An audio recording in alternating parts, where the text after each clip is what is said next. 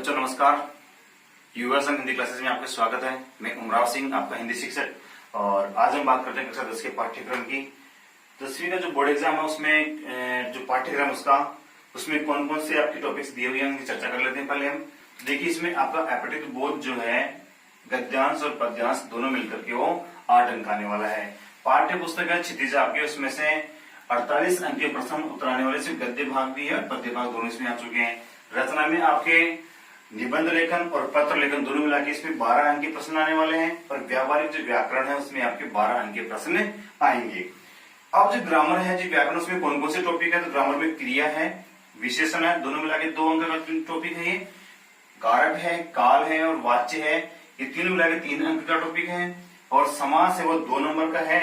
वाक्य शुद्धि 2 अंक है, मुहावरे 2 अंक और लोकोक्तियां 1 अंक है। इस प्रकार से जो कुल ग्रामर है आपकी वो है 12 अंक की, यानी ग्रामर 12 अंक है। रचना भी आपकी 12 अंक है, जिसमें निबंध और पत्र जो है 8 और 4 अंक के हैं। और साथ ही पाठ्य पुस्तक वो 48 और आपका 8 नंबर का है एपेटिक बोध। ऐसे करके आपके जो पेपर बनता है वो बनता है 80 नंबर का, यानी कि बोर्ड एग्जाम में 10th क्लास का जो बोर्ड का पेपर होगा वो 80 नंबर का होता है। और उसमें इस प्रकार से आगे प्रश्न आने वाले हैं। पहले हम शुरू करेंगे ग्रामर से। पहले ग्रामर पूरी करेंगे और कंप्लीट कोर्स आपको जो है यहाँ पर मिलने वाला है।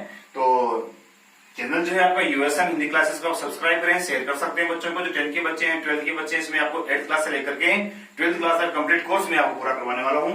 तो यहाँ पर आपको जो है आज पहले पढ़ेंगे क्रिया के बारे में। हमारा सिलेबस हो गया, तो चलिए आज पढ़ लेते हैं पहले क्रिया के बारे में।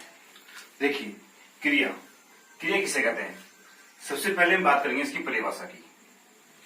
किसी भी कार्य का होना अथवा करना पाया जाए तो उसे हम क्रिया कहते हैं। जैसे जाना, खाना, उठना, बैठना आदि, ये सभी क्रियाएं हैं। कोई भी कार्य होता है तो उस कार्य का होना ही क्रिया है। परिभाषा बिल्कुल सामान्य सी है, सरल सी परिभाषा है। किसी भी कार्य का होना पाया जाए तो उसे हम क्रिया कहते हैं। कार्य का होना अथवा कार्य का करना। अब हम बात करते हैं क्रिया कितने प्रकार के, जिसके भेद कितने होते हैं। देखिए, यहाँ पर हम जो रचना के आधार पर, कर्म के आधार पर, काल और वाच्य आदि के आधार पर क्रिया के भेद हम कर सकते हैं। तो सबसे पहले हम बात करते हैं रचना के आधार पर जो क्रिया के भेद है वो कौन कौन से होते हैं। तो सारे पढ़ेंगे एक एक करके। रचना के आधार पर क्रिया के 8 भेद होते हैं, आगे सारे पढ़ेंगे हम। कर्म के आधार पर क्रिया के 2 भेद होते हैं, सकर्म अकर्म जैसा ये हमने आगे पढ़ेंगे आगे हम। और काल के आधार पर जो क्रिया है, वर्तमान कालिक क्रिया, भूतकालिक क्रिया, भविष्यकालिक क्रिया होती है। काल में अगले टॉपिक में अलग से काल पढ़ेंगे, तो वहां हम काल के जो भेद पढ़ेंगे वह क्रिया के भेद भी साथ साथ ही पूरे हो जाएंगे। वाच्य के आधार पर जो क्रिया है वो कितने प्रकार की होती है तो वो हम आगे पढ़ेंगे। कर्मवाच्य, भाववाच्य आदि पढ़ेंगे आगे, कर्तृवाच्य।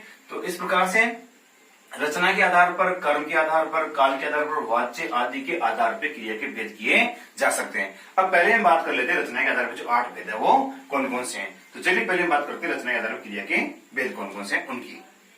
रचना के जो भेद है उनमें पहला भेद है सामान्य क्रिया।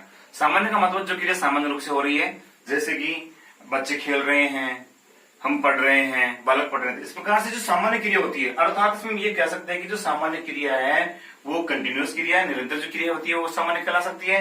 या कोई भी सामान्य क्रिया सामान्य रूप से होती है उसे हम सामान्य क्रिया कहते हैं, जैसे कि खेल रहे हैं, पढ़ रहे हैं आदि। दूसरा भेद है पूर्वकालिक क्रिया। देखिए, इसमें जो रचना के आधार पर भेद है, इनमें से क्वेश्चन आने के चांसेस बहुत कम होते हैं, क्योंकि जो क्वेश्चन जो आता है वो आता है कर्म के आधार पर जो भेद है, सकर्मक और अकर्मक उनमें से। किंतु फिर भी इनको पढ़ना जरूरी है, क्योंकि पूर्वकालिक क्रिया है, परिणामिक क्रिया है, कुछ क्रिया में इंपॉर्टेंट क्रिया है, महत्वपूर्ण क्रियाएं हैं जिनको जानना हमें बहुत जरूरी है। तो नंबर 2 बात करते हैं पूर्वकालिक क्रिया। पूर्वकालिक क्रिया किसे कहते हैं? लेकिन नाम से स्पष्ट है, पूर्वकालिक। पूर्व का मतलब पहले, कालिक मतलब इसमें एक प्रत्यय है और काल इसमें शब्द है। काल का मतलब समय, यानी कि 2 क्रिया तो एक साथ संपन्न होती है और एक क्रिया उन दोनों क्रियाओं में से कुछ समय पहले संपन्न हो जाती है, तो उस क्रिया को हम कहते हैं पूर्वकालिक क्रिया। जैसे बालक पढ़कर सो गया, बालक पढ़कर सो गया। इसमें जो पहली जो क्रिया है वो है पढ़कर और दूसरी क्रिया इसमें सो गया। अर्थात यहाँ पर 2 क्रियाएं एक साथ संपन्न हुई है। नंबर 1 पढ़ना और दूसरा इसमें सोना। दोनों में से एक क्रिया ऐसी है जो कुछ समय पहले संपन्न हो चुकी है, पूरी हो चुकी है। तो यहाँ पर जो पढ़कर क्रिया है वो क्रिया सोना क्रिया के पहले संपन्न हो गई, तो पढ़कर क्रिया को हम पूर्वकालिक क्रिया कहेंगे। इसकी एक और पहचान है कि जो पूर्वकालिक क्रिया होती है उसमें कर प्रत्यय अवश्य होता है, जैसे लिखकर, पढ़कर, में पानी पीकर, ठीक है, खाना खाकर, तो इसमें कर प्रत्यय अवश्य होता है। तो वो क्रिया जो मुख्य क्रिया के कुछ समय पहले पूरी हो जाए, अथवा जब दो क्रिया एक साथ संपन्न होती है और उनमें से एक क्रिया जो है कुछ समय पहले संपन्न हो जाए, तो उसे हम कहते हैं पूर्वकालिक क्रिया। इसके बाद में हम बात करते हैं प्रेरणार्थक क्रिया की। प्रेरणार्थक का नाम से स्पष्ट, प्रेरणा से जो क्रिया होती है, अर्थात कर्ता इसमें क्रिया स्वयं नहीं करके किसी अन्य कर्ता से क्रिया करवाता है। जैसे मान लीजिए राम पत्र लिखता है तो खुद क्रिया कर रहा है, और राम पत्र लिखवाता है किसी अन्य कर्ता से, तो जो लिखवाना क्रिया है वो क्रिया पूर्वकालिक क्रिया कहलाएगी। लिखना और लिखवाना में अंतर है। लिखना क्रिया वही सामान्य क्रिया हो गई, किंतु लिखवाना जो क्रिया है वो क्रिया प्रेरणार्थ क्रिया कहलाएगी। उसी प्रकार से बच्चे हंसते हैं तो सामान्य क्रिया हो रही है, लेकिन बच्चे को हंसाते हैं, ठीक है, हंसवाते हैं, तो फिर वो जो क्रिया है वो कौन सी कहलाएगी? प्रेरणार्थ क्रिया कहलाएगी। अगला जो भेद है वह कृदंत क्रिया। ये जो कृदंत शब्द है वो कृत प्लस अंत दो शब्दों से मिलकर के बना है।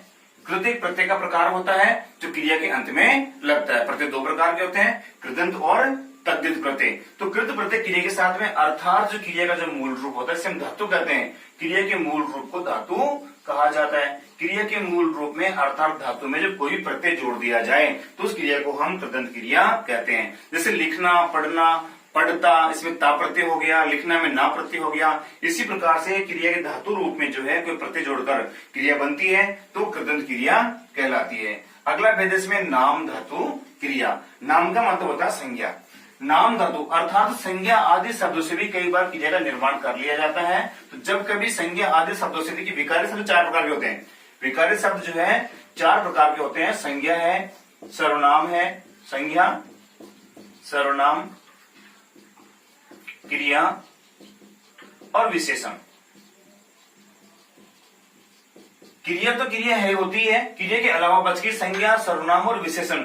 अगर इन तीनों शब्दों में से किसी भी शब्द से अगर संज्ञा क्रिया बना ली जाती है तो उस क्रिया को हम जो है नाम धातु क्रिया कहते हैं। कई बार हम संज्ञा शब्द से, सर्वनाम शब्द से या विशेषण शब्द से भी क्रिया का निर्माण कर सकते हैं। तब उस स्थिति में हम क्रिया को जो नाम धातु क्रिया कहेंगे। जैसे एक शब्द है फूल, संज्ञा शब्द है, इसमें अगर हम ना जोड़ेंगे तो जो क्रिया शब्द बनेगा वो बनेगा फूलना। इस प्रकार से फूलना जो शब्द है वो नाम धातु क्रिया कहलाएगा। उसी प्रकार से गर्म शब्द है जो कि विशेषण है, इसमें जोड़ेंगे ना प्रत्यय तो शब्द बनेगा गर्माना, जो कि क्रिया शब्द बन चुका है।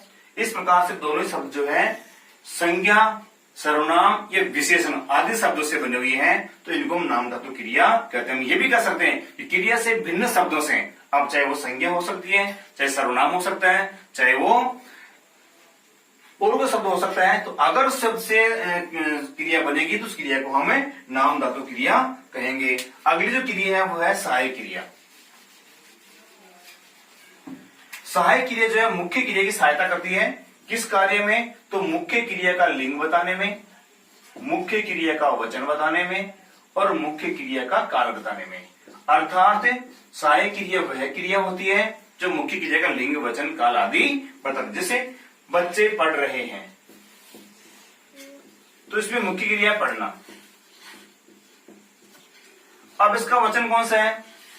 बहुवचन है, रहे हैं। अगर यह रहा है होता तो ये एक वचन होता। वर्तमान काल है, पुल्लिंग है तो रहा है तो पुल्लिंग है, रही है स्त्रीलिंग है तो रहा, रही, रहे आदि सहायक क्रिया हो गई। ता है, ती है, ते है।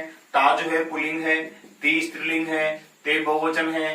ता है तो वर्तमान काल हो गया, ता था तो भूतकाल हो गया, गा गेगी भविष्य काल हो गया। भविष्य काल में कौन सा क्रिया का रूप जो है वो पुल्लिंग है, कौन सा स्त्रीलिंग है, कौन सा एक वचन है, कौन सा बहुवचन है। इस प्रकार से सहायक क्रिया जो है किसी भी क्रिया का या मुख्य क्रिया का लिंग, वचन और काल बताने का कार्य करती है। तो हम कह सकते हैं कि मुख्य क्रिया का लिंग, वचन, काल आदि बताने वाली क्रिया को हमें सहायक क्रिया कहते हैं। अगली जो क्रिया का भेद है वह संयुक्त क्रिया।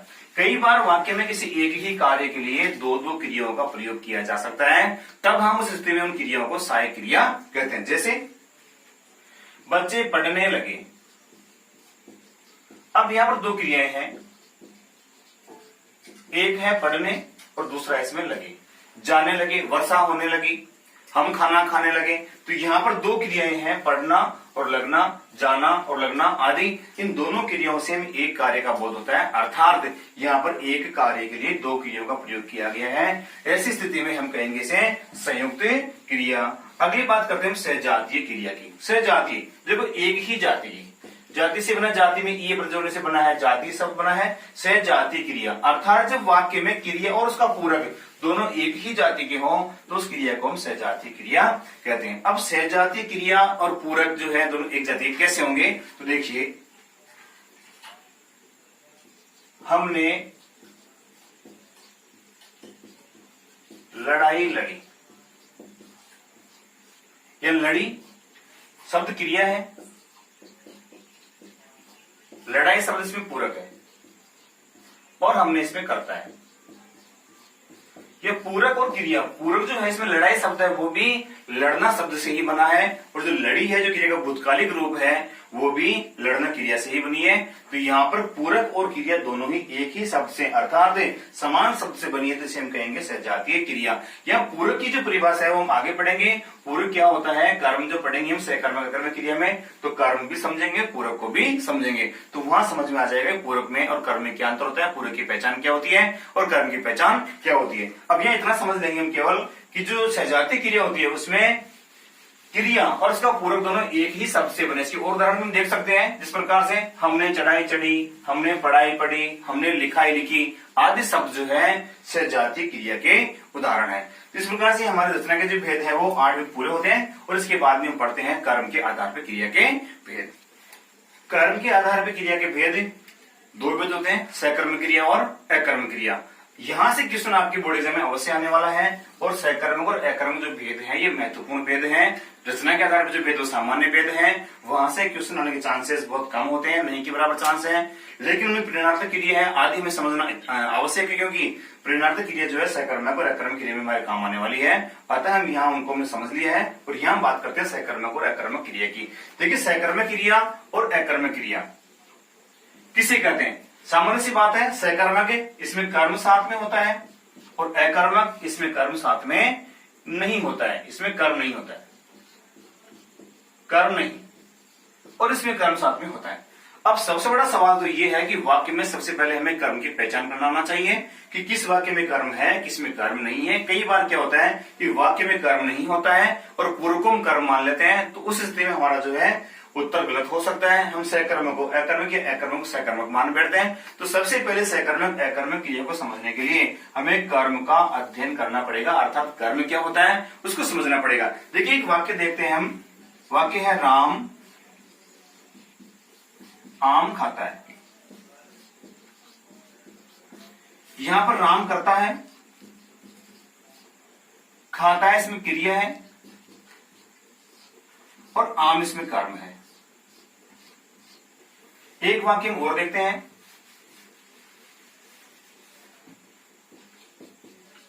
राम बच्चों को पढ़ाता है। इसमें राम करता, बच्चों को इसमें कर्म है, और पढ़ाता इसमें क्रिया है। देखिए दोस्तों, सबसे पहले हमें वाक्य में कर्ता कौन है, क्रिया कौन है और कर्म कौन है, इसकी पहचान अत्यंत आवश्यक है। क्रिया हम आसानी से पहचान सकते हैं, कर्ता की पहचान भी हम कर सकते हैं, कर्म की पहचान करना थोड़ा सा मुश्किल है। बच्चों को इसमें सजीव कर्म है, और आम इसमें निर्जीव कर्म है। दोनों संज्ञाएं हैं, आम भी संज्ञा है और बच्चों को भी संज्ञा है, लेकिन दोनों संज्ञाओं में अंतर है। ये जो है निर्जीव संज्ञा है और ये सजीव संज्ञा है। इसका मतलब कर्म 2 प्रकार का होता है, एक निर्जीव कर्म होता है और एक सजीव कर्म होता है। सजीव कर्म और निर्जीव कर्म, कर्म 2 प्रकार का है, सजीव कर्म और निर्जीव कर्म। यानी कि वाक्य में क्रिया के साथ में सजीव कर्म भी हो सकता है और निर्जीव कर्म भी हो सकता है। सजीव कर्म और निर्जीव कर्म को हम कहते हैं प्रधान या मुख्य कर्म, प्रधान कर्म, और सजीव कर्म को हम कहते हैं गौण कर्म। देखिए, यहां हमें कर्म की पहचान सीखनी है कि कर्म क्या होता है, उसकी पहचान कैसे करें, किसी क्रिया के साथ में कर्म है या नहीं है, कोई भी शब्द है तो वो कौन सा शब्द है, वो कर्म कौन सा है, कर्म है या नहीं है, कहीं पूरक तो नहीं है। तो यहाँ पर हमें एक बात समझ में आ गई कि कर्म जो है दो प्रकार का होता है, एक सजीव कर्म होता है और एक निर्जीव कर्म होता है। इन दोनों वाक्यों में दोनों कर्म है। अब मुझे अगर इस कर्म का पता करना हो तो मैं इस क्रिया से प्रश्न करूंगा, राम क्या खाता है। कर्ता साथ में होगा, क्रिया होगी और प्रश्न करेंगे राम क्या खाता है। जवाब आएगा राम आम खाता है। इसका मतलब अगर क्रिया के साथ में निर्जीव कर्म है तो क्या का जवाब अवश्य आएगा। क्या का जवाब यहां पर आम आ गया, इसका मतलब ये कर्म है। और अगर मुझे सजीव कर्म की पहचान करनी हो तो मैं क्रिया से प्रश्न करूंगा, राम किसको पढ़ाता है।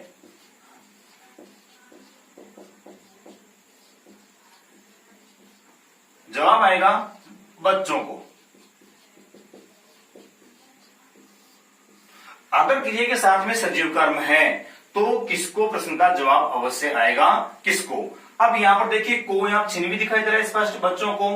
प्रश्न में भी किसको और जवाब है उसमें भी किसको, को आएगा ही आएगा। और कर्म का जो कारक चिन्ह होता है, कारक चिन्ह हमने पढ़े होंगे, कर्ता में कर्म को करण से संप्रदान के लिए, तो कर्म को, कर्म का कारक चिन्ह भी को होता है। अर्थात सजीव कर्म को पहचानने में हमें दिक्कत नहीं होती है, क्योंकि यहाँ पर कारक चिन्ह को का प्रयोग स्पष्ट देखा जा सकता है। और फिर प्रश्न भी यदि हम करें किसको, तो उसका जवाब भी हमें देखने को मिल सकता है, बच्चों को। किंतु कई बार क्या होता है, यहाँ पर निर्जीव कर्म को पहचानने में हमें दिक्कत हो सकती है, क्योंकि कई बार जो है पूरक का क्या सवाल करने पर उसका आंसर पूरक भी हो सकता है।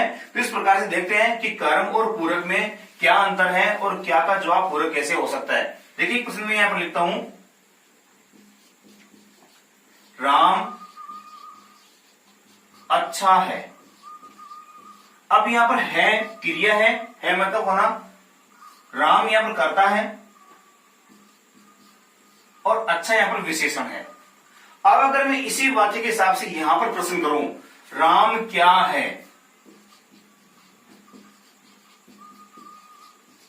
क्या प्रश्न किया, जवाब आएगा अच्छा।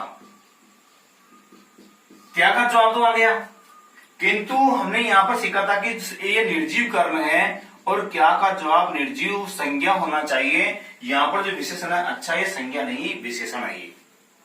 इसका मतलब है क्या का जवाब जो है, पहली बात क्या का जवाब आना चाहिए और क्या का जो जवाब आएगा, जो उत्तर आएगा वो निर्जीव संज्ञा होना चाहिए। कोई भी कर्म होता है तो या तो कोई सजीव संज्ञा होती है या कोई वो निर्जीव संज्ञा होती है, अर्थात किसी वस्तु या प्राणी, ठीक है, या तो वस्तु ही होगी या कोई प्राणी होगा, वही कर्म हो सकता है। कोई भाववाचक संज्ञा कर्म नहीं हो सकती, विशेषण कर्म नहीं हो सकता। इसी प्रकार से हम देखें तो कई सारी ऐसी संज्ञाएं जो विशेषण हो सकती है, भाववाचक संज्ञा हो सकती है या कोई सजीव संज्ञा हो सकती है, वो संज्ञाएं कभी भी कर्म नहीं होगी अगर क्या का जवाब आता है तो। कई बार क्या का जवाब को सजीव संज्ञा भी हो सकता है, सजीव संज्ञा होने पर भी क्या का जवाब आए तो सजीव संज्ञा कर्म नहीं होगी। कैसे, जैसे हम कहते हैं, कहें राम नेता बन गया।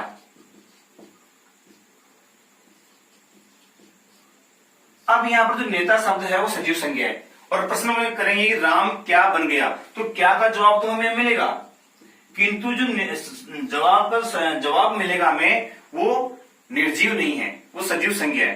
तो क्या का जवाब अगर सजीव संज्ञा है तो भी वो कर्म नहीं होता है, उसको हम पूरक मानेंगे, क्योंकि निर्जीव कर्म होना जरूरी है। क्या प्रश्न करने पर जो जवाब आए वो निर्जीव होना बेहद जरूरी है, इस बात को आप अच्छी तरह से समझ लीजिए। अगर क्या का जवाब निर्जीव संज्ञा नहीं आती है तो चाहे वो तो वो विशेषण हो, चाहे वो कोई सजीव संज्ञा हो, चाहे वो कोई भाववाचक संज्ञा भी आ सकती है। कैसे, जैसे हमें पढ़ाई करनी चाहिए, हमें पढ़ाई करनी चाहिए। हमें क्या करनी चाहिए, जवाब आएगा पढ़ाई करनी चाहिए। पढ़ना से शब्द बना पढ़ाई, ये भाववाचक संज्ञा है, इसका मतलब क्या का जवाब तो यहां आ गया, किंतु क्या का जवाब जो भाववाचक संज्ञा आने के कारण ये जो है आपका कर्म नहीं हो सकता, इसे हम पूरक कहेंगे। इसका मतलब ये हुआ कि कर्म की पहचान हम कैसे करें।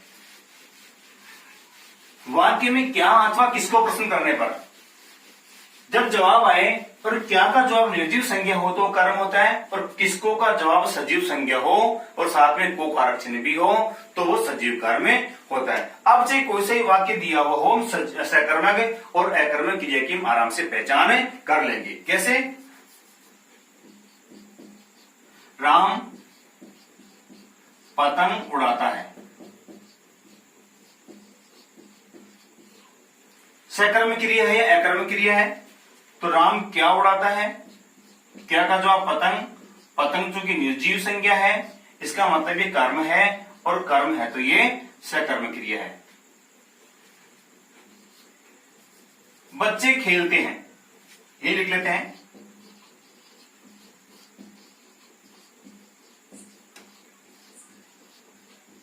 खेलना क्रिया, बच्चे इसमें करता है, इसमें कर्म है ही नहीं, पूर्वक में कर्म है तो इसमें प्रश्न करने की आवश्यकता ही नहीं है, क्यों इसमें करता है और क्रिया है, तो क्रिया हुई है अकर्मक।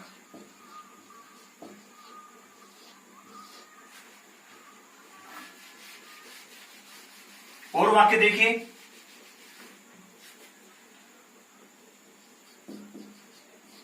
राम तालाब में तैरता है। राम इसमें करता,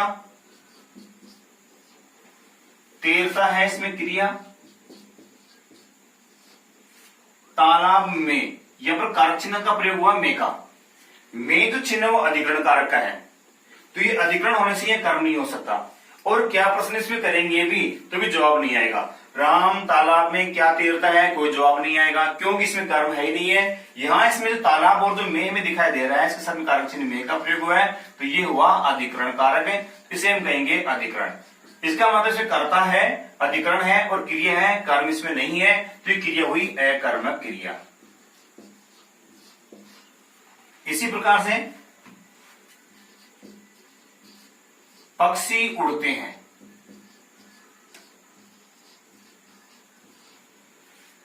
पहले कर्ता को पहचानेंगे।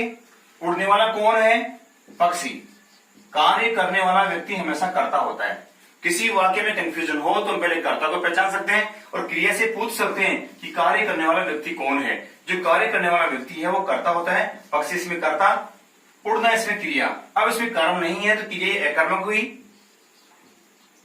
किंतु कई बार क्या होता है, गलत प्रश्न करने पर हम भी क्या उड़ते हैं, प्रश्न गलत होगा, उत्तर भी गलत ही आएगा। क्या उड़ते हैं, जवाब आएगा पक्षी उड़ते हैं। साथियों देखिए, पहले पक्षी जो है करता है, तो इसका जो सही प्रश्न ये होना चाहिए कौन उड़ते हैं, तो पक्षी उड़ते हैं। और फिर जब भी करता है तो ये करता ही रहेगा, ये कर्म नहीं होगा। इस वाक्य में कर्म नहीं हो सकता। भले किसी और वाक्य में कर्म का रूप बन के आ सकता है कि जैसे पक्षियों को दाना डालो, पक्षियों को, तो वहां पक्षी कर्म बन जाएगा को के साथ में। किंतु यहाँ पक्षी जो है करता है, इस वाक्य में करता ही रहेगा। और यहाँ क्रिया है, केवल कर्ता और क्रिया है, सिर्फ कर्म नहीं है, तो क्रिया ये अकर्मक क्रिया होगी। अब हम बात करते हैं कौन कौन सी क्रियाएं अकर्मक हो सकती है और कौन कौन सी क्रियाएं जो सकर्मक हो सकती है। बहुत सारी ऐसी क्रिया है जो अकर्मक होती है, जैसे उठना, बैठना। यहां हम लिख लेते हैं, उठना, बैठना, चलना, सोना, उड़ना, दौड़ना आदि जो क्रियाएं हैं ये अकर्मक क्रियाएं हैं। सकर्मक होगी तो कर्म साथ में आएगा। और जो अकर्मक क्रिया कर्म की आवश्यकता नहीं होती है, बिना कर्म की सहायता के वो क्रिया संपन्न हो सकती है, इन्हें हम जो है अकर्मक क्रियाएं कहते हैं। कई बार क्या होता है, अकर्मक क्रिया अगर किसी प्रेरणार्थक रूप में आए तो वो सकर्मक हो जाती है।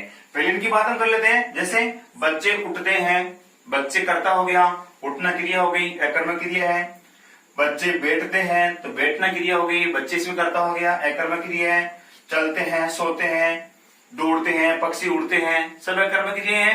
किंतु अकर्मक क्रिया यदि प्रेरणार्थक रूप में आएगी,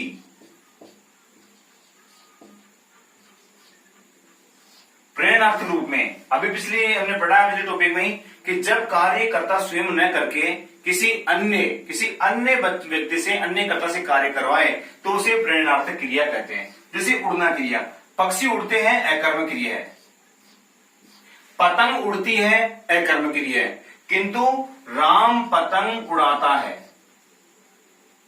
राम पतंग उड़ाता है।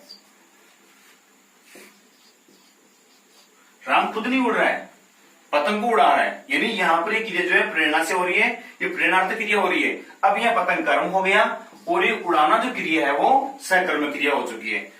बच्चे हंसते हैं तो हंसना जो क्रिया है वो अकर्मक क्रिया है।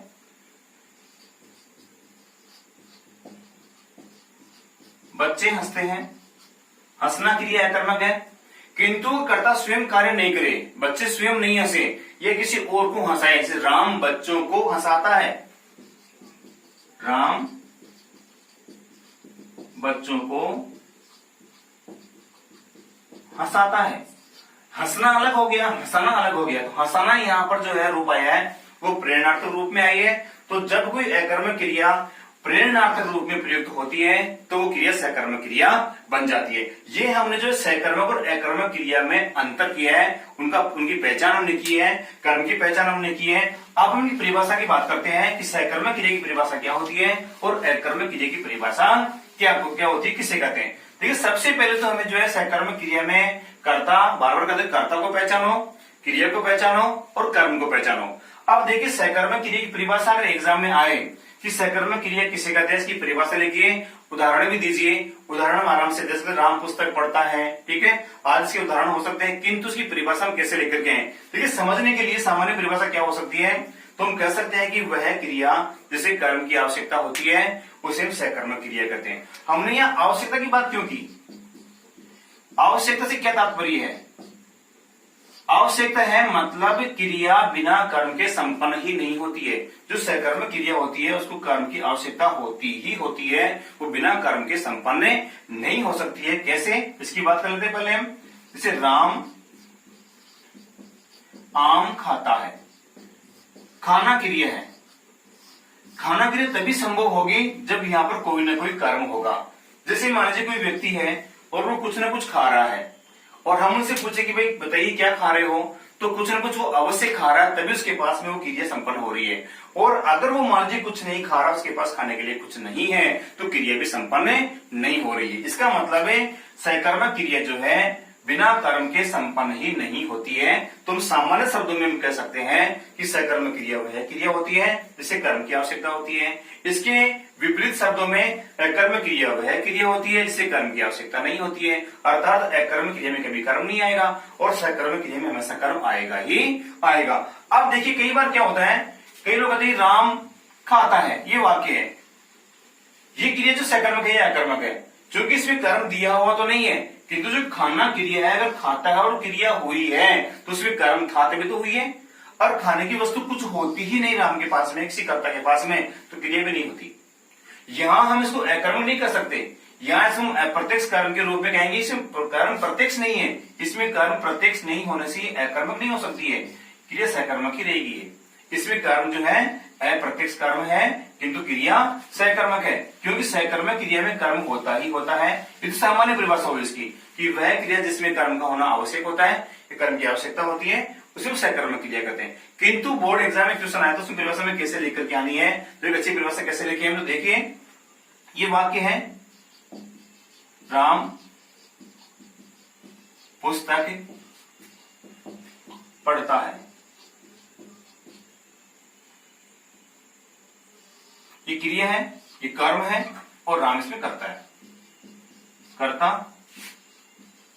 कर्म और क्रिया। क्रिया का मतलब होता है कार्य,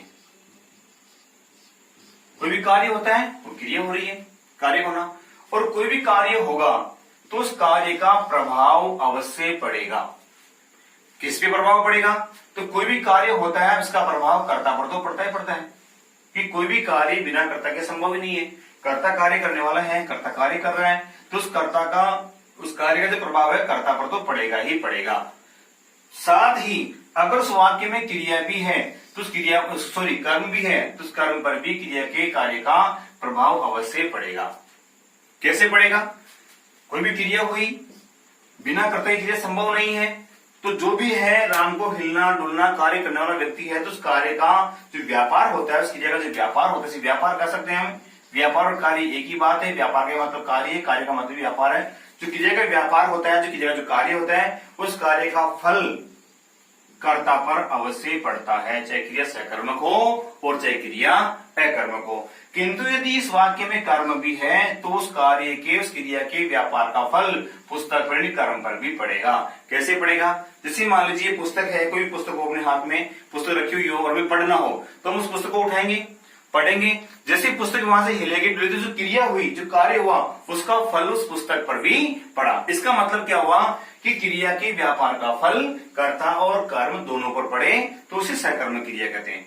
वही अकर्मक क्रिया की बात करें तो बच्चे दौड़ते हैं,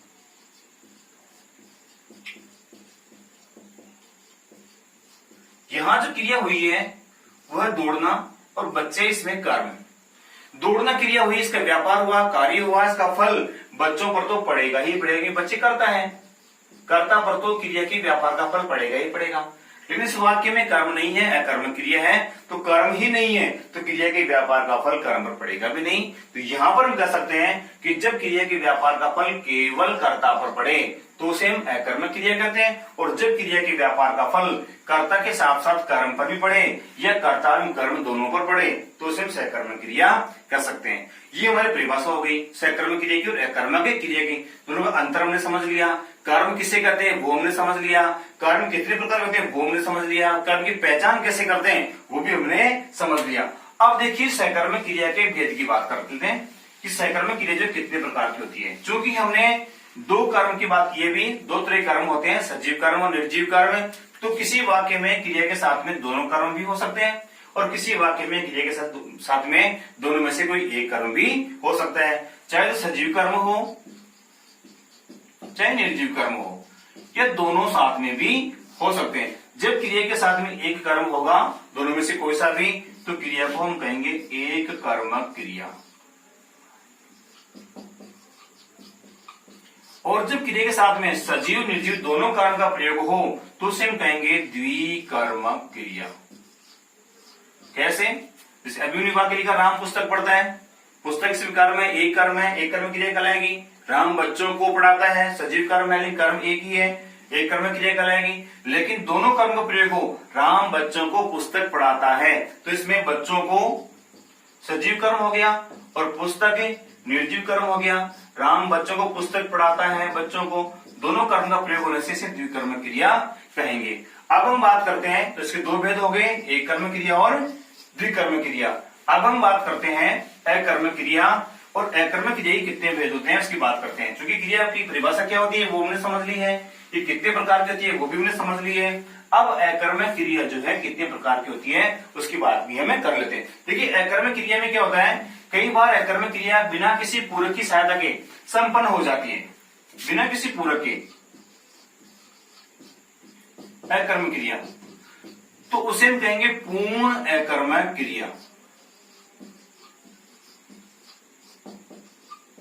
और कई बार क्रिया बिना पूरक की सहायता के संपन्न ही नहीं होती है तो उसे हम कहेंगे अपूर्ण अकर्मक क्रिया। जैसे अभी वाक्य लिखा हमने, बच्चे दौड़ते हैं, बच्चे सोते हैं, उठते हैं, बैठते हैं, खेलते हैं, ठीक है। ये सभी जो क्रियाएं हैं पूर्ण अकर्मक क्रियाएं, क्योंकि इन क्रियाओं को पूरक की आवश्यकता नहीं है। बच्चे खेलते हैं, बच्चे से भी करता है, खेलते हैं, क्रिया है, और इसमें न कर्म है न इसमें पूरक है, अकर्मक क्रिया है। कर्म तो वैसे भी नहीं होगा और पूरक भी इसमें कोई शब्द नहीं है। पूरक किसे कहते हैं? देखिए पूरक होता क्या है, तो पूरक होता है क्रिया के अर्थ को पूरा करने वाला शब्द, क्रिया के अर्थ को पूरा करने वाला शब्द पूरक कहलाता है। यहां पर क्रिया को जो है किसी पूरक की आवश्यकता नहीं है, पूरा अर्थ दे रही है। बच्चे खेलते हैं, अर्थ समझ में आ गया, वाक्य पूरा हो गया, किसी पूरक की आवश्यकता नहीं हुई। किंतु अगर वाक्य ऐसे लिखा जाए, ये कोई अपूर्ण क्रिया हो, जैसे राम करता हो गया, और है का मतलब होना, क्रिया है ये, कर्ता और क्रिया, इसमें भी कर्ता और क्रिया है, इसमें कर्ता और क्रिया है, किंतु यहाँ पर राम है, वाक्य अधूरा है, यानी क्रिया जो है अपना पूर्ण अर्थ देने में समर्थ नहीं है। इस क्रिया को यहाँ पर किसी न किसी अन्य शब्द की आवश्यकता होगी, जैसे राम क्या है, राम अच्छा है, ईमानदार है, सच्चा है, जो भी है इसकी विशेषता बताएं, कोई भाव बताएं, या फिर जो है कोई संज्ञा आदि का प्रयोग हम यहाँ पर करें, ताकि उससे इस क्रिया का जो अर्थ पूरा निकले। तो यहाँ पर अच्छा शब्द लिखते ही वाक्य पूरा हो गया, राम अच्छा पूर्ण अर्थ दे रहा है, यहाँ पर राम कर्ता हो गया है, इसमें क्रिया हो गई, और अच्छा इसमें विशेषण हो गया। चूंकि ये शब्द यहाँ पर क्यों आया है, तो क्रिया के अर्थ को पूरा करने के लिए है, तो पूरक हो गया। जिस क्रिया के साथ में पूरक हो उसे हम कहते हैं अपूर्ण अकर्मक क्रिया, क्योंकि वो अपने आप में पूर्ण नहीं होती है, वो अपूर्ण होती है, इसीलिए उस क्रिया को जो है पूरक की आवश्यकता होती है। तो दूसरा भेद हो गया अपूर्ण अकर्मक क्रिया, दो भेद हो गए, पूर्ण कर्म क्रिया और अपूर्ण अकर्मक क्रिया। इस प्रकार से हमने क्रिया के दोनों भेद सकर्म के आधार पर सकर्मक और अकर्मक दोनों की विस्तार से चर्चा हमने की है। सकर्म क्रिया किसे कहते हैं, अकर्म क्रिया किसे कहते हैं, दोनों की पहचान हमने की है। कर्म किसे कहते हैं, कर्म दो प्रकार के होते हैं, कौन कौन से होते हैं, सजीव कर्म होता है, निर्जीव कर्म होता है। पूरक और कर्म में क्या अंतर होता है, तो कर्म क्या का जवाब, यदि कोई निर्जीव शब्द आएगा तो वो कर्म होगा, और क्या का जवाब कोई सजीव संज्ञा या फिर कोई विशेषण या कोई भाववाचक संज्ञा आदि कोई शब्द आएगा तो वो पूरक कहलाएगा। और पूरक जो है अपूर्ण अकर्मक क्रिया के साथ में पूरक का प्रयोग होता है, तो उसमें अपूर्ण अकर्मक क्रिया कहते हैं। पूर्ण अकर्मक क्रिया पूरक की आवश्यकता नहीं होती है। तो दोनों चीजें हमने समझ ली है, और ये क्रिया जो है हमारी यहाँ पर पूरी होती है। इसके अलावा कारक है, काल है, वाच्य है, अगले टॉपिक में पढ़ेंगे। और साथ इसके साथ एक और टॉपिक हमारा है क्रिया के साथ में, वो है विशेषण, और वो भी हम जो अगले पार्ट में पढ़ेंगे। विशेषण और क्रिया दोनों मिलाकर के क्वेश्चन आएगा आपके 2 नंबर का। केवल क्रिया का प्रश्न आ सकता है, केवल विशेषण का आ सकता है, और दोनों मिलाकर के भी 1-1 नंबर के प्रश्न आपके इसमें आ सकते हैं। तो आज इस क्लास में इतना ही, अगले टॉपिक में हम पढ़ेंगे विशेषण के बारे में। तब तक के लिए नमस्कार।